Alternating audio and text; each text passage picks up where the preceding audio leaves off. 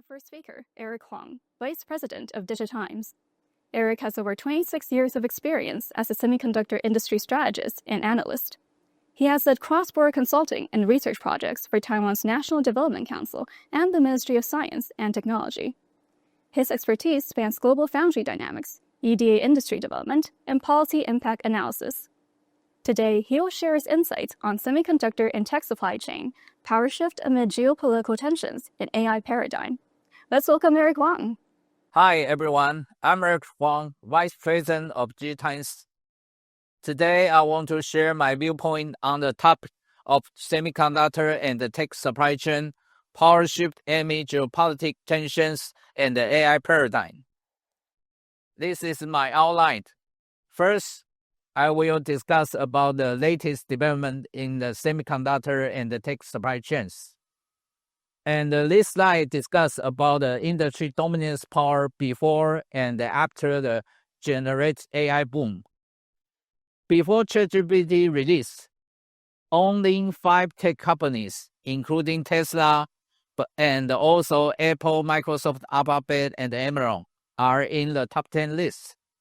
Based on the newest market capitalization, there are 9 tech companies in this top 10 list.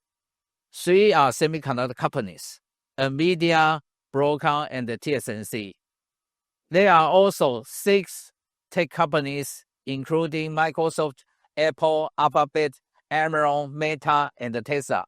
All these 6 companies, they develop their own chips. So 9 of the top 10 companies, they all involved in software and semiconductor. And if you take a look of the top 20 ODM EMS ranking, during the year 2018, that's the year of US-China trade war, the majority of the top 20 companies are Taiwanese suppliers. There are 9 companies in this top 20 list. And China have 5 companies. North America also have 5 companies. But in the newest statistics, in the first half of year 2025, Taiwan have 8 companies, and China's numbers increased to 8. North America only have 4 companies. But if you take a look of the revenue share by region, China's share keep increase from 2018 6.4% and to year 2024 22%, but decreased to 18% in the first half of this year. In comparison, Taiwan share from year 2018 78% decreased to year 2024 65%, but increased to the first half of this year 70%. The reason is that during past few years, Chinese companies, they grab more and more consumer electronics orders, especially from Apple's order. No matter it's a earphone, iPhone, and AirPad, and iPad, and so on. So their share keep increase a lot. But on the other hand, since the GenAI boom, Taiwanese companies, they have lots of the order from the hyperscaler and the NVIDIA. So their revenue increased rapidly. So their share increased to 70% the first half of this year, and expect to increase in the near future.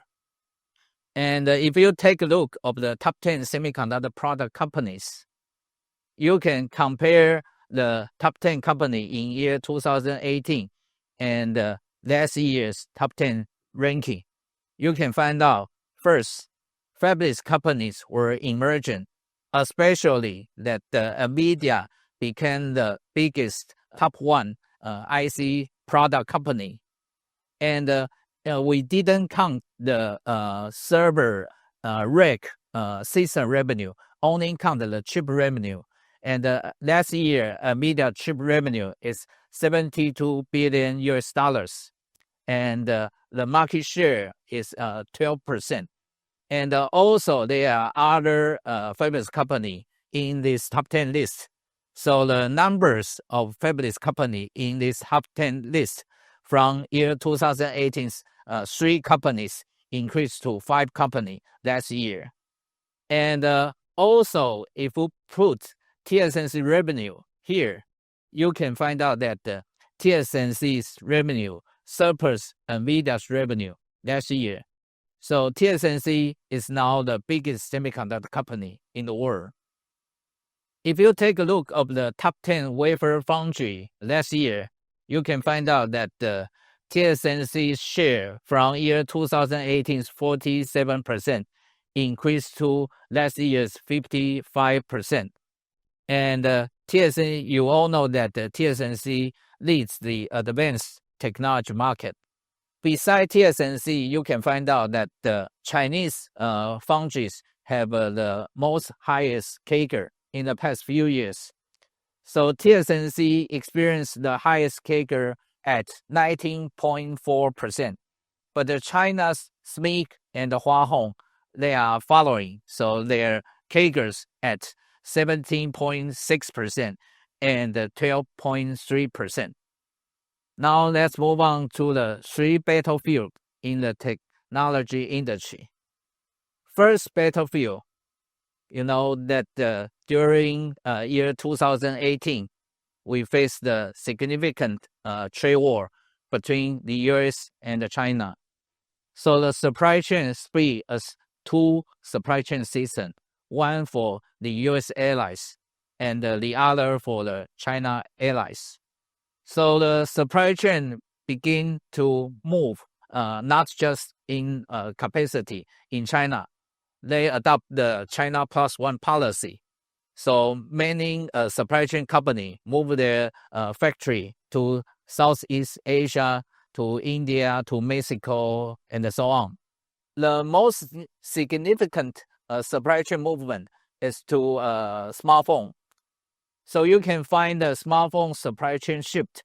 Vietnam and India are the 2 countries besides China build the smartphone assembly and the supply chain.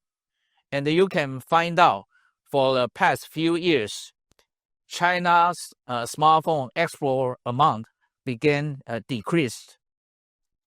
But on the other hand, India took up and their export volume increased a lot. So almost close to Vietnam's export volume.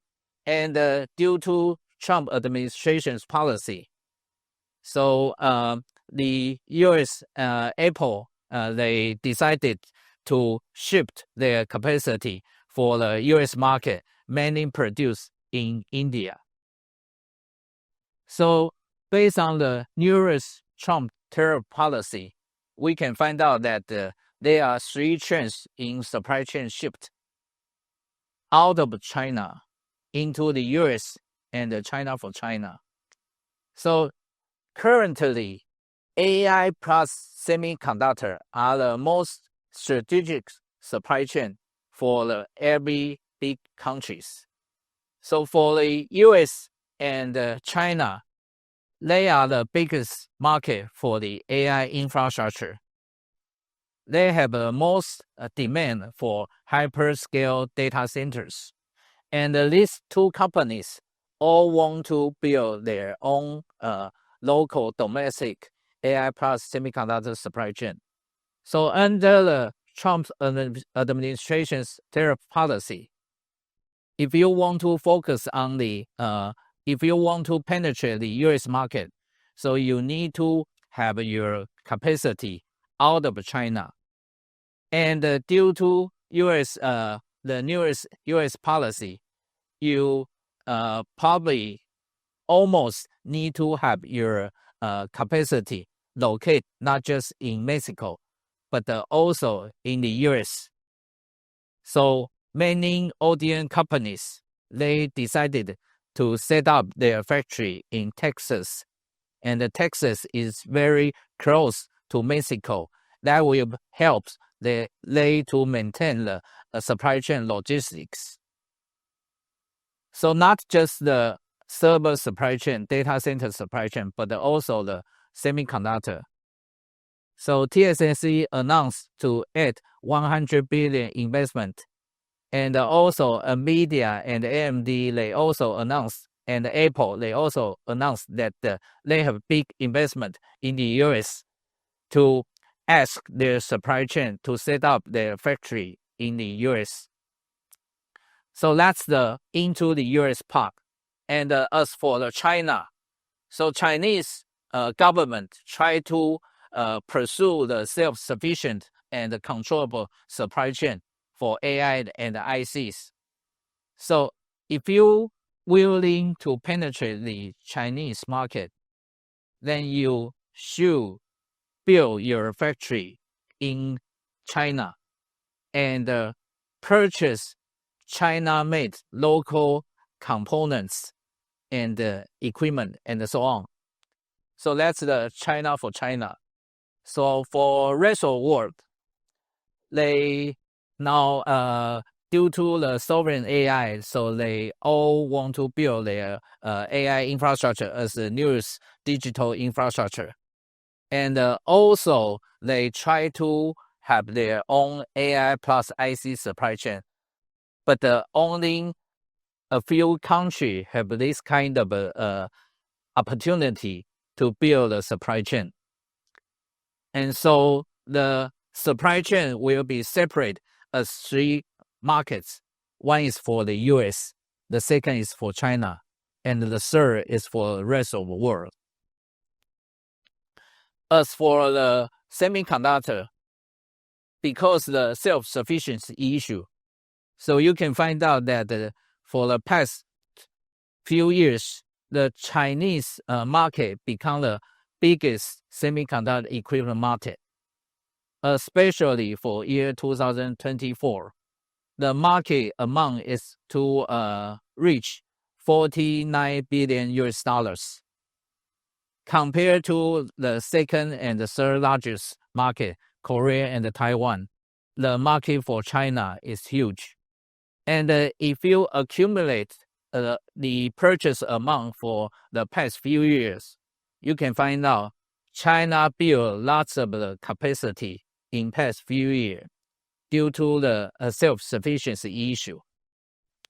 So that will significantly change the global competition landscape, especially for the mature logic market, but also happens in the memory, including DRAM and the flash market. And advanced logic market is the challenge for current Chinese government and the industry need to conquer. Now let's move on to the second battlefield, the cloud market. So the new competitive landscape among the 3 major CPU and GPU makers, including Intel, AMD, and NVIDIA. So we all know that Intel's Xeon CPU used to dominate the general server CPU market. Then AMD gradually catch up and grab shares in the server CPU. And after the GenAI boom, NVIDIA's GPU become the best platform for AI training and inference. So AI server bring NVIDIA's a lot of the growth momentum. So NVIDIA's revenue for last several quarters significantly grow up. So now the data center competitive landscape is totally changed, and NVIDIA is no doubt the new leader. So based on DIGITIMES focus, this year AI server shipment will make up 12% of the global server shipments, especially for high-end AI server, which is HBM embed. So you can find out that compared to last year, this year's growth rate will be 44%, and the total shipment will reach 1 million units. And due to the AI server demand, So TSMC Cloud AI accelerator revenue grabbed a very high growth rate, and based on TSMC's forecast, from last year to year 2029, the CAGR will reach 45%, and in year 2029, the revenue will be expected to reach $86.5 billion. So AI accelerator chips will be the main driver for next few years semiconductor market growth. After the GenAI boom, Jensen Huang, the founder of NVIDIA, visits Taiwan quite often. So every time he visits Taiwan, he will ask Taiwanese company's leader to join with him for dinner or lunch. Here's the photo that many Taiwanese major leaders all be company with NVIDIA founder, including TSMC, Foxconn, Quanta, and MediaTek, and so on. So the U.S. company, including hyperscaler and NVIDIA, they define the data center spec, but the Taiwanese are their partner for chip level integrator like TSMC and SPIL, and for system level integrator like Foxconn, Quanta, Wistron, and Wing, and so on. So in the Gen AI era, Taiwan's role become more significant. So the last battlefield is on the edge AI. After the cloud AI development, now there are new momentum for edge AI development. So generative AI speed up transition from cloud to edge for the computer and the smart appliance, and also for industrial IoT field. But who will provide the edge AI device? If you take a look of the ODA top 20 ranking, from 2018 to 2024, you can find Chinese company, their role become more and more important. Their revenue and shares increase a lot. But as I mentioned, that their expertise are on the consumer electronics. And in China, they have the most efficient and economic scale of the consumer electronics supply chain. But because of the data security issue and the different expertise in computing, I believe in the future, China ODM and ES companies, they will have a strength on consumer electronics related edge AI devices.